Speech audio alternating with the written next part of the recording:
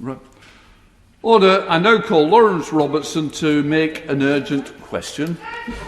Thank you, Mr. Speaker. Could I ask the Minister to make a statement on the deteriorating situation in Ethiopia, please? Minister. Thank you, Mr. Speaker. May I congratulate the Honourable Gentleman for securing this urgent question and thank him for his work, not only on Ethiopia but also Zambia and Angola, where he serves as a trade envoy, and the excellent work he does on the Business Council with Africa. Mr. Speaker, the government is deeply concerned about the situation in Ethiopia. Our greatest concern is the rapidly growing humanitarian rights and humanitarian crisis in Tigray.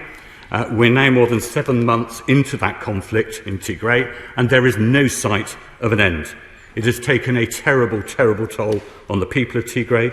More than 350,000 people are assessed to be in famine-like conditions, in total more than anywhere else in the world, and sadly this is expected to rise. A region-wide famine in Tigray is now likely if conflict intensifies and impediments to delivery of humanitarian aid continues. This crisis has been caused by insecurity, an ongoing lack of humanitarian access, and the deliberate destruction of agricultural equipment and medical facilities. It is a man-made crisis. Our embassy in Addis Ababa has visited Tigray 5 times to assess the situation and guide our humanitarian response. The UK's Special Envoy for Famine Prevention and Humanitarian, Nick Dyer, visited Tigray last month. Our ambassador is due to visit this week. During these visits, we've heard many harrowing reports of atrocities committed by all parties to the conflict. This includes extrajudicial killings, widespread sexual and gender-based violence. It is simply unacceptable, it must stop, and the perpetrators must be held to account. The head of the UN Office for Coordination of Humanitarian Affairs, Mark Lowcock, has said the humanitarian disaster is in part due to the presence of the Eritrean troops in Tigray. He says they're using hunger as a weapon of war, and we need to see, therefore, the immediate withdrawal of Eritrean forces from Tigray and Ethiopian soil now. The government of Ethiopia has said this will happen, but it has not yet happened. I'm particularly shocked of reports that Eritreans are dressing up in Ethiopian uniforms and committing atrocities. The concern of G7 nations about the situation was set out in yesterday's communiqué following the leaders' summit this weekend. The G7 leaders called for an immediate cessation in hostilities and unimpeded humanitarian access to the area. I'm pleased that all G7 nations and the EU, along with a growing number of other nations, including Spain, Australia, New Zealand, Norway, Finland, Sweden, Belgium and Poland, have joined the UK's call for an immediate humanitarian ceasefire. His Holiness the Pope has expressed his concerns and has also called for an end to fighting this weekend. It is vital that this happens to allow life-saving aid to reach hundreds of thousands in need. The international community response to this crisis needs to be scaled up urgently. This will involve coordination to ensure aid gets in. I'm glad we agree on one gentleman, I agree on that issue. I'm conscious there'll be a number of questions, so I'll cease my comments there, Mr. Speaker. We now call Lawrence Robertson, who has 2 minutes. Thank you, Mr. Speaker, for granting this urgent question, and can I thank everyone who has supported me in the application. The Minister will know that the UK's ties with Ethiopia are very close and historic, with Ethiopia being the 2nd largest recipient of aid, UK aid receiving about £300 million a year from the UK, and as Chairman of the All-Party Group on Ethiopia, I wish to see that relationship and that level of aid continue. Since the end of the Derg in 1991, Ethiopia has been a peaceful and safe country, holding together very many groups and different religions and enjoying impressive economic growth, which is why it's so sad to see the current conflict in Tigray. So can I ask the Minister if he is satisfied with the current level of engagement of the United Nations and the African Union in terms of negotiations and peacekeeping? Can I touch on what the World Food Programme has said, that 350,000 people are suffering from catastrophic levels of hunger, classified as IPC 5, that's the highest level, and this is the highest number of people classified in that way in a single country in the last decade. and it's projected to increase.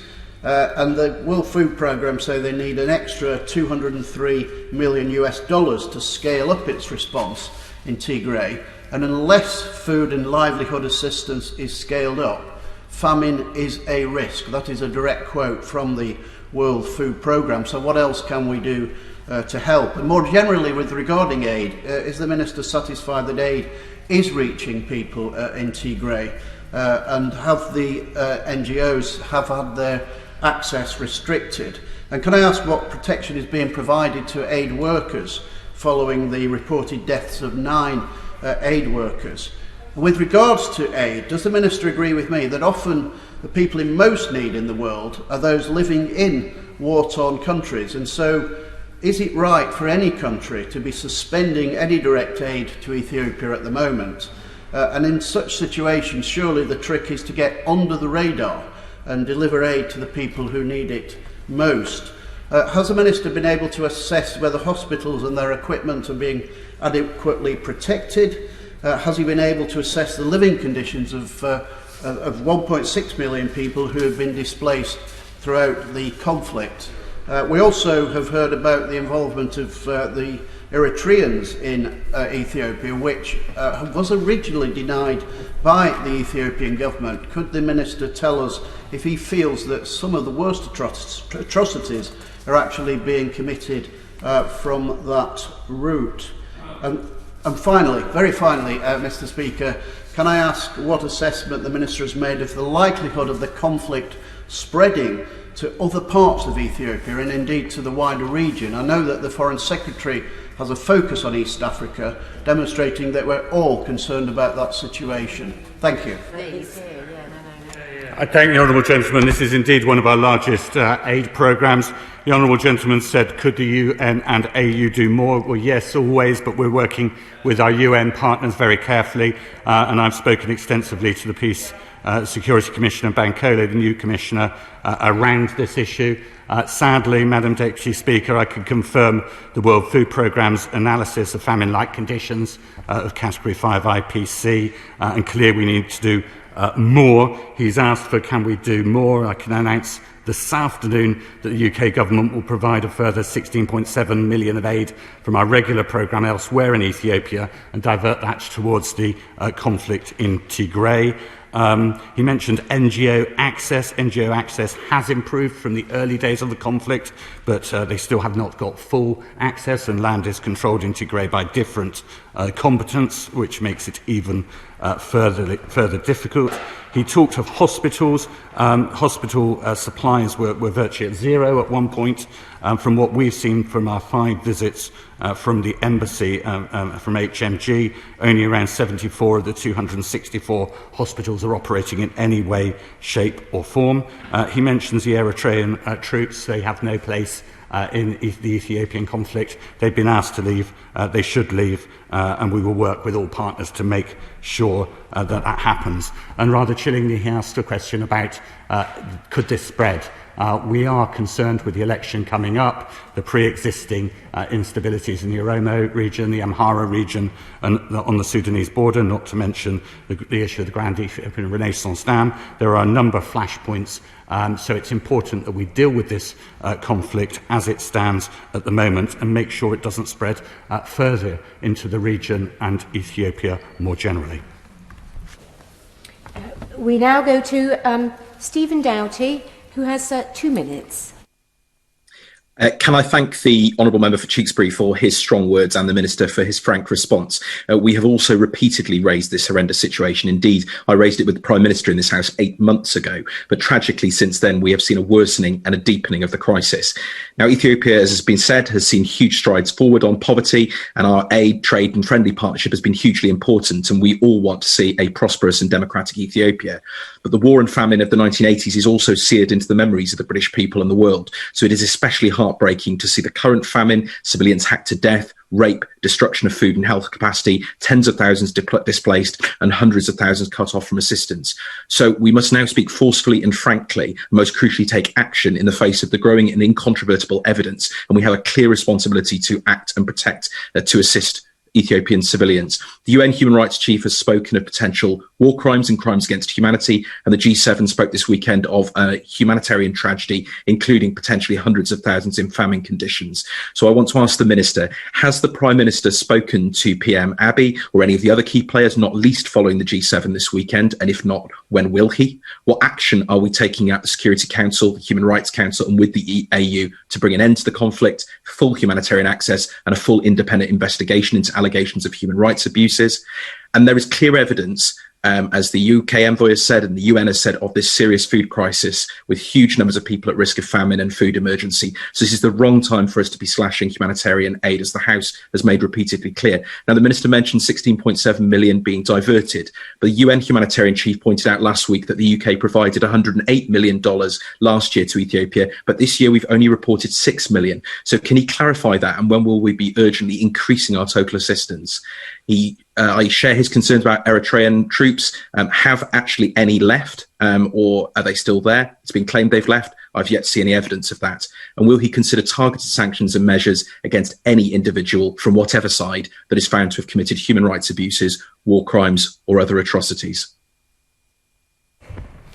I thank the honourable gentleman for his long-standing interest in this issue, oral questions and in this House and parliamentary questions as well. We share the desire to return to a democratic and prosperous Ethiopia, which was at the centre of the East African strategy. We will work more closely with the United Nations, in particular working with UN organisations and local organisations about making sure all perpetrators are brought into account.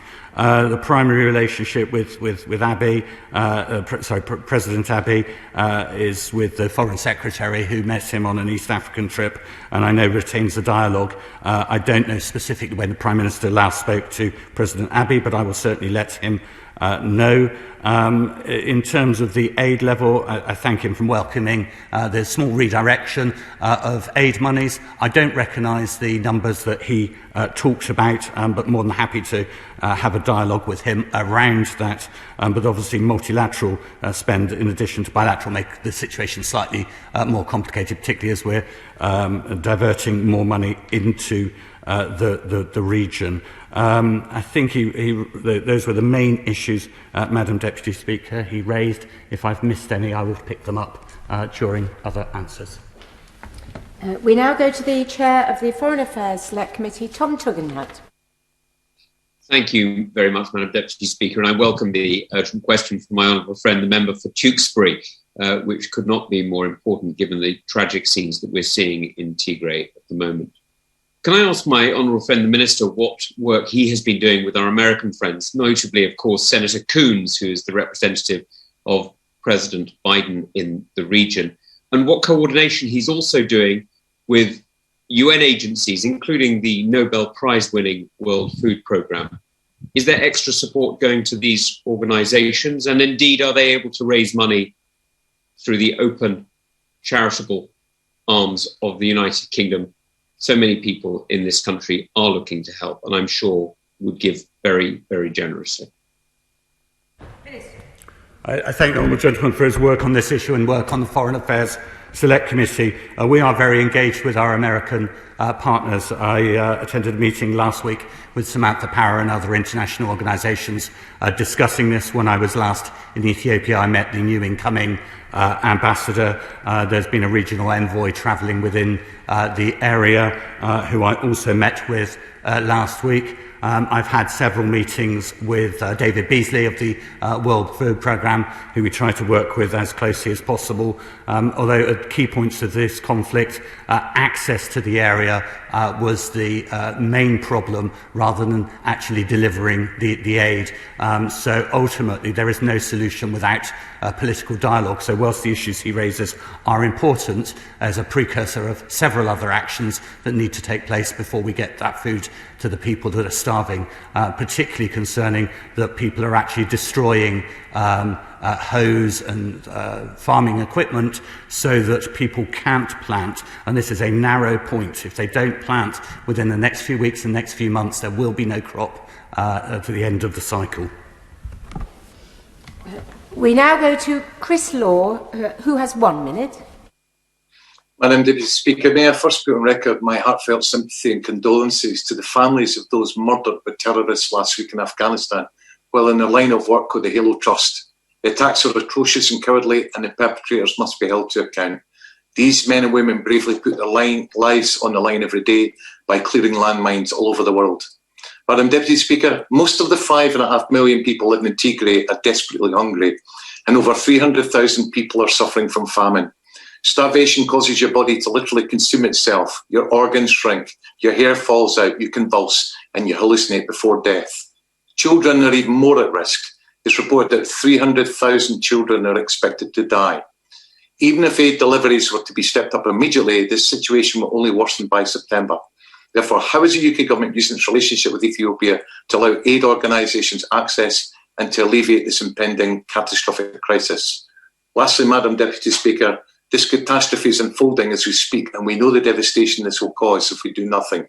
Yet this UK government is ignoring both UK law and its own manifesto pledge by cutting aid, which includes Africa, by 66%.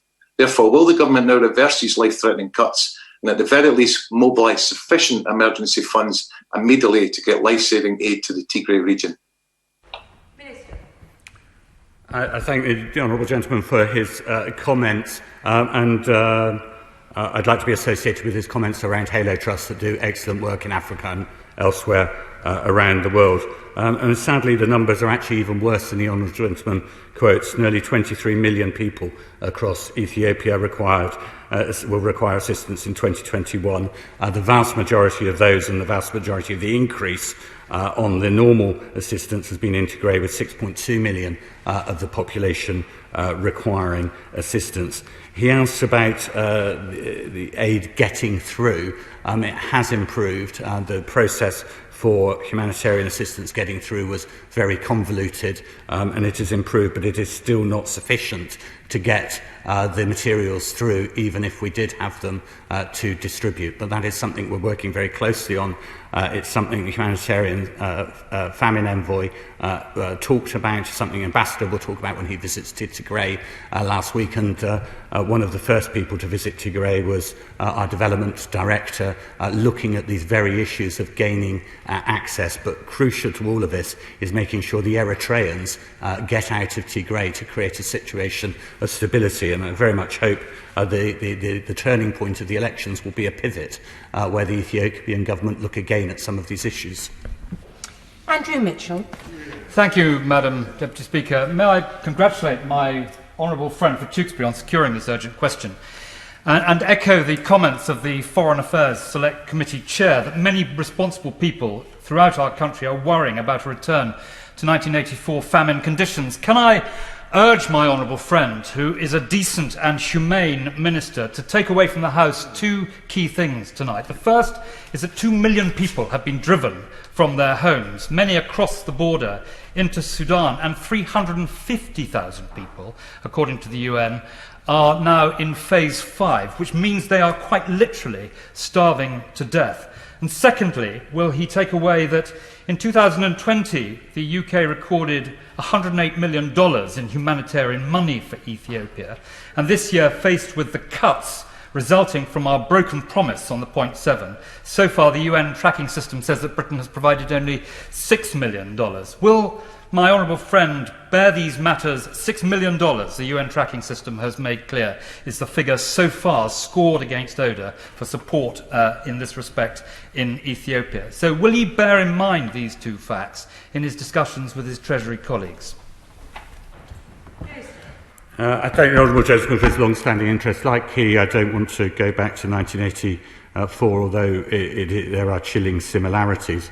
He talks of the number of individuals who have gone across to Sudan over the border. We've provided 5 million to refugees coming over. We also do recognise the number of 350,000. I think the honourable gentleman explains the source of another honourable member's 6 million figure. I will have to check to see, because that is a gross distortion. This is one of our biggest aid programmes with the second or third largest aid donor. So this is must be a snapshot of a single programme or a very small period of time, because our programmes are multiples of that many times. We now go by video link to Jeremy Corbyn. Thank you, Madam Deputy Speaker. Tragedy has hit many people in the whole region, and sadly, much of the world's media seems to be ignoring it. Children are ultimately the most horrendous victims of this kind of war. Sexual violence has been perpetrated against very many women in Tigray, and 2 million people, as others have pointed out, are now homeless or driven from their homes as a result of it. And 350,000 people are facing imminent hunger. There has to be a political solution to this, and there has to be a humanitarian response to this. So is the Minister confident that the Ethiopian government will allow unfettered access to United Nations human rights inspectors to look at the human rights situation, and that we will make sure no further arms are supplied to Ethiopia, and indeed there's an arms embargo on the whole region to try to force the pace on bringing about peace for the future? Has he or the government had any contact with the African Union on this, and what role is the African Union playing on trying to bring about a political settlement and a political solution so that another conflict does not break out and the many refugees that have gone to Sudan and other places are able to return home in safety? I thank the honourable gentleman for that question. He is absolutely right. This requires a political solution. Without a political solution, all the other actions that take place will not work. That's not to say we shouldn't do other things, but we need to look at the backbone of a long-term political situation. This conflict has been going on too long, over 8 months. During that period, we've called for unfettered, in his words, humanitarian access. I wouldn't describe it as unfettered now. I would describe it as better than when we started early on in the conflict, and we were working very closely with the UN in this regard. The honourable gentleman mentions the issues of arms embargoes, which I will consider carefully, as he will appreciate, though, that arms come in from many borders, porous borders, and the situation is quite complex, with regional influences well beyond just the African continent. And the African Union should, will, and is part of the solution, and we will work with them. I've spoken a number of times to my opposite number, Bankole, also spoken even a few weeks ago with the President of Ethiopia, and briefly with President Moussa Faki on this issue of the African Union. And the African Union will be part of the solution. In the 54 states of Africa, there is diminishing conflict, but significant problems, and the African Union are well placed to solve that, rather than those problems being solved from London or New York. Harriet Baldwin. Can I congratulate my honourable friend on securing this urgent question, and on the Speaker allowing this urgent question to shine a spotlight on this absolutely appalling humanitarian situation, particularly tragic given how much progress Ethiopia had been making on development. And the Minister said quite clearly that it's a man-made crisis. And in that light, would he consider writing to the Nobel Peace Prize awarding committee to ask them to revoke the Peace Prize that they awarded to Prime Minister Abiy Ahmed? Minister. I thank the Honourable Lady for her service as my predecessor.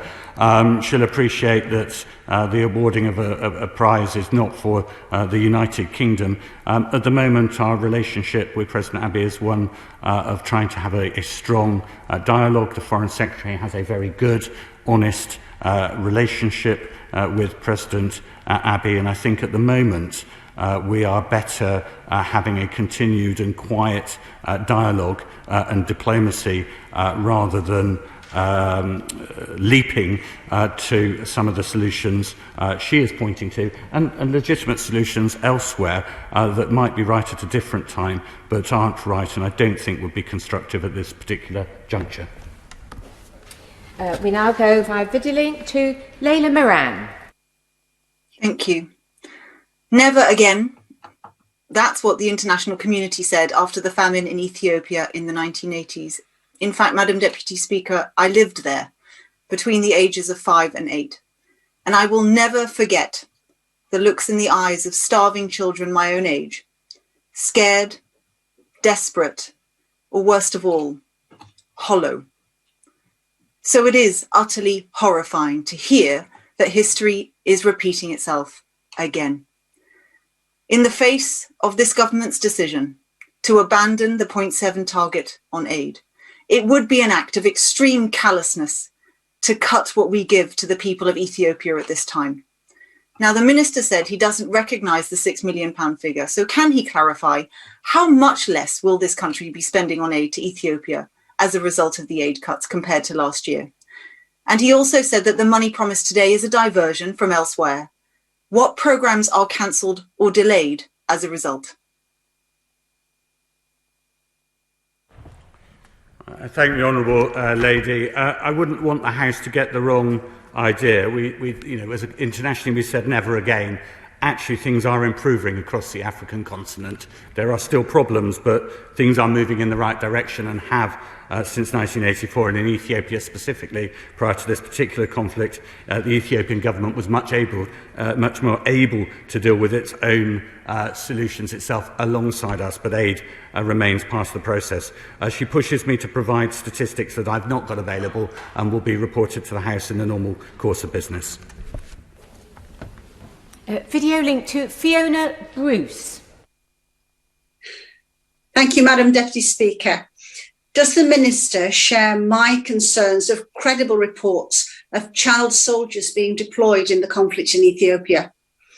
The UK is supporting the UN High Commissioner for Human Rights in investigating human rights violations in the conflict. Does this include looking into the involvement of child soldiers? And what more can the UK do to help prevent this abuse of vulnerable young lives in the region? Sadly, though, there's a high level of sexual violence that's being directed at children. Children are being forced to commit acts of sex.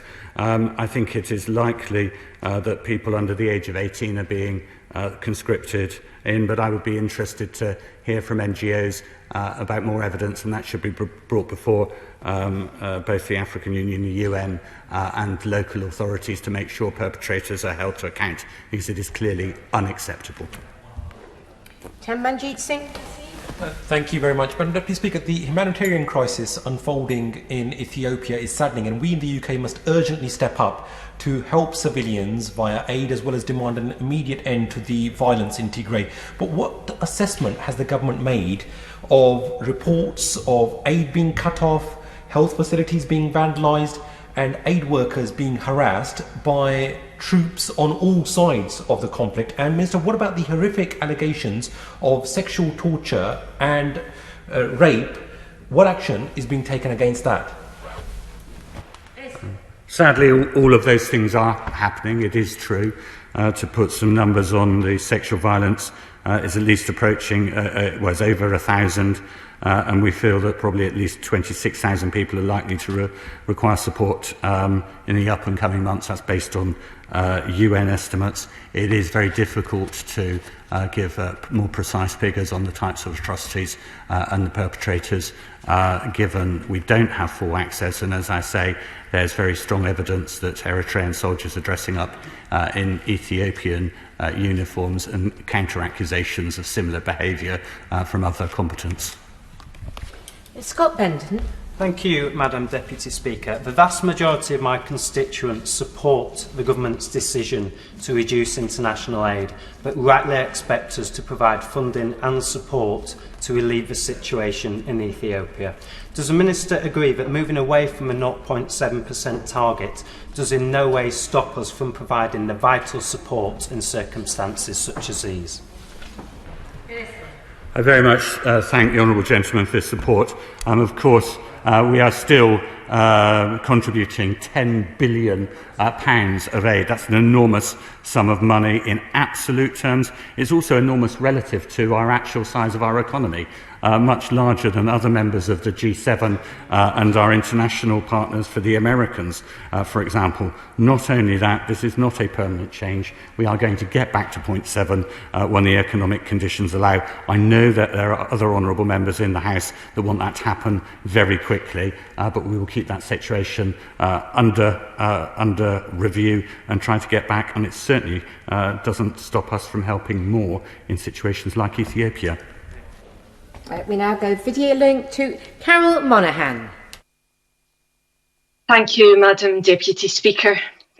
Gang rape and brutal sexual violence of women and little girls has been used as a weapon of war in Tigray. And this fear of sexual violence means women and girls are in hiding, too terrified to travel to food distribution centres. So children are literally starving because of fear of rape. So what work is the government doing internationally to remove the stigma of rape in conflict, and what steps are being taken to bring perpetrators of sexual violence in conflict to justice? This is an incredibly important issue, and an issue that was given higher profile when Lord Hague was Foreign Secretary and raised up the international agenda. In fact, I was alongside him in a number of UN meetings when I was a Minister of Africa under David Cameron, raising these issues. It does appear that sexual violence is being used more, not less. Some of that might be our awareness, our willingness to talk about it rather than brush it under the carpet. But I think it is really important that we flag that it's one of the worst areas of behaviour, and we need to get away from it, and notes that the House is discussing this in more detail, and perhaps I will be able to provide more detail on Thursday this week. Tobias Elwood. Thank you, Madam Deputy Speaker. This urgent question underlines exactly why we shouldn't be reducing our aid budget from 0.7 to 0.5%. But, Madam Deputy Speaker, this war in Tigray is a test for the West. The conflict has resulted in widespread starvation, as the Minister points out, but a state of famine has not yet been declared. The recent G7 summit called for an immediate ceasefire, but how likely is it that either Ethiopia or Eritrea will heed these words? What is clear is that if the international community stands back and does nothing, the war, the scale of the famine, and the number of civilian deaths will continue to increase. As the UN Security Council penholder for peacekeeping and protection of civilians in armed conflict, will the UK be calling for an emergency session of the UN Security Council, and will we be offering to send independent observers so we can better understand the situation, given the conflicting reports and statements made by the Ethiopian government on the one hand and NGOs on the other? Minister. The honourable gentleman makes very strong points, and I'm reminded that the famine-like conditions, if we're more concentrated, i.e. we're in a more defined area, would indeed be defined as famine. It's so widespread that it is defined as famine-like conditions. We are already working with our colleagues and international observers to understand. Unfortunately, if we only do what we're doing now, it will get worse. We must do something different, and at the heart of that is finding a political solution, and hopefully moving away from the election will be a pivot point. So I'm not demeaning any of the other calls for action, but without a political solution, things will get worse. Jim Shannon. Thank you, Madam Deputy Speaker, and thank the Minister for his clear commitment to the job in hand. Like all of the other honourable and right honourable members here today, I'm deeply concerned about reports of multiple massacres in Ethiopia's Tigray region, including the killing of up to 800 people in and around the sacred refuge of the Church of St Mary of Zion in Axum. I'm also gravely concerned about the food situation in the region. Even before the conflict, over 1 million people in Tigray needed daily food assistance, including 40,000 Eritrean refugees. So will the Minister perhaps outline what discussions he has had with African counterparts already about this terrible conflict, and what the Minister is doing to support those at risk of famine, in particular Christians and ethnic groups who often are at the end of the queue when it comes to help? Thank you.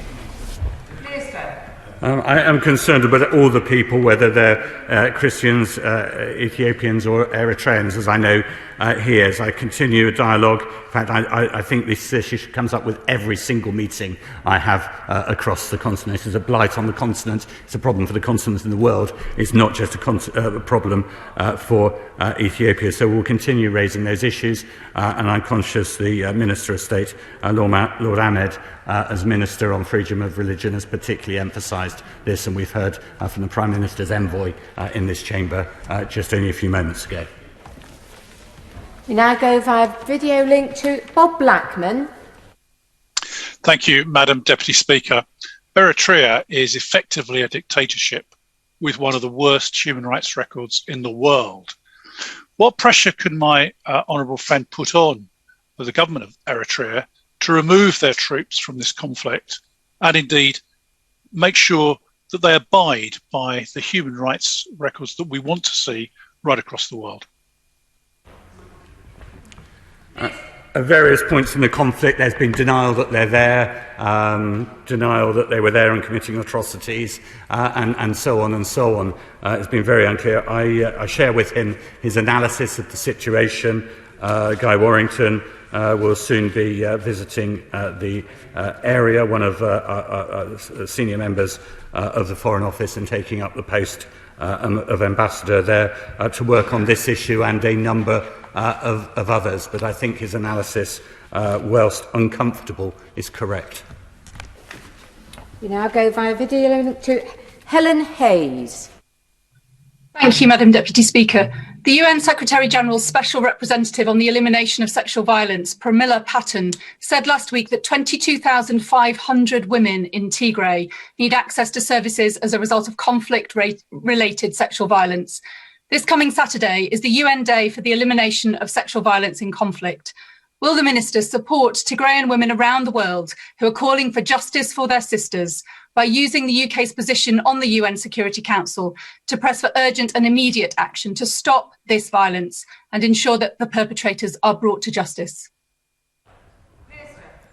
I thank the way the Honourable Lady has addressed this issue and a number of other issues on Ethiopia behind the scenes as well as in public. That has been very helpful. I'm very keen to support raising this issue, whether it's on the UN Day or whether it's in debate. Anything we can do to call out sexual violence against women makes it harder for the perpetrator to commit the crime and easier for us to rally support for people to be prosecuted and put people off in the future. Robert Largan. Thank you, Madam Deputy Speaker. Reports of new atrocities in Tigray continue to emerge almost daily. Will the Minister agree with me that UN investigators need to be given urgent full access to the region so that they can investigate? And will he consider further joint action with our international partners if that access is not forthcoming? Minister. I think it's important that we do look at this situation as an international community rather than act on a bilateral basis. I am hopeful that the end of the elections will be a pivot point. It is difficult to see big changes happening before that, but we should call for greater humanitarian access. We must do that as a collective regional and international community. And clearly, given the deteriorating situation, we can't just call on these things for them not to happen and then rest on our laurels. We'll have to look again at these issues. We now go via video link to Paul Blomfield. Thank you, Madam Deputy Speaker. The Minister will have seen reports that Vodafone are paying the Ethiopian government £850 million for a telecoms licence as the first stage of a deal which Prime Minister Abiy Ahmed described as the single largest foreign direct investment into Ethiopia. Now, there's widespread concern that this funding will be used to support the war in Tigray. Could the Minister therefore explain what advice the government is giving to British business on investment in the country at this time?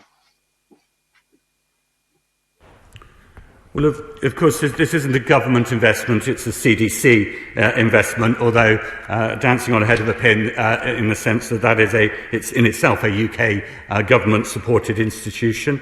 We supported the bid to be a telecoms supplier. That bid precedes the Tigrayan conflict, and the successes of that bid in bringing greater mobile telephony across the area will help transform Ethiopia. And if there was any question of this money being used to support the conflict in Tigray, we would not be being involved in that. If he has any evidence of that, do come forward. But we see this as something that would open out Ethiopia, not shut it down. Anthony Mangnall.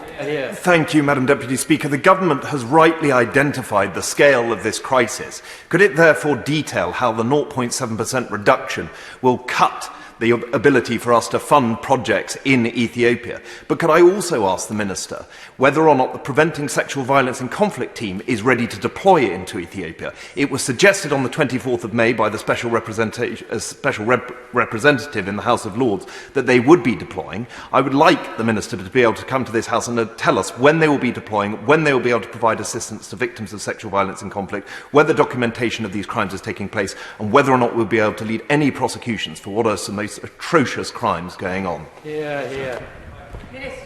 I can't give the honourable gentleman the detailed breakdown he's looking for.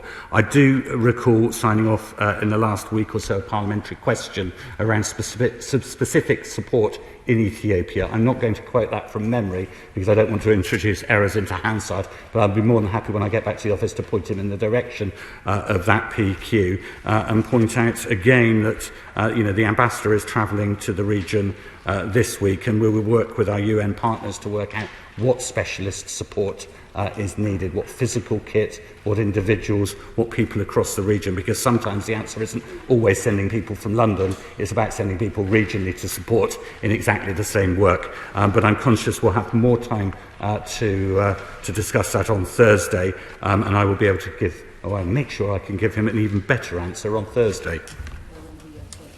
We now go for the final question to Dame Diana Johnson.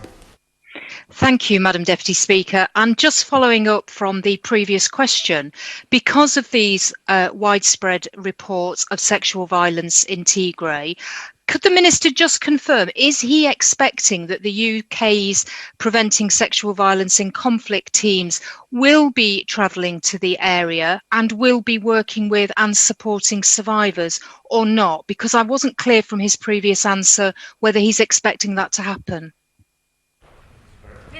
I'm afraid I can't provide the Honourable Lady with that clarity. I will do so later on today in writing and address that issue in the House on Thursday. I don't want to inadvertently mislead the House with wrong statistics, but we're very aware of the problem, we're very aware of the need to take action.